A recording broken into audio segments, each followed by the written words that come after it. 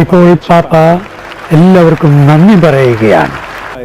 വിവിധ രാജ്യങ്ങളിൽ നിന്നുള്ള പ്രതിനിധികളെ നന്ദിയോടെ അദ്ദേഹം അനുസ്മരിക്കുന്നു.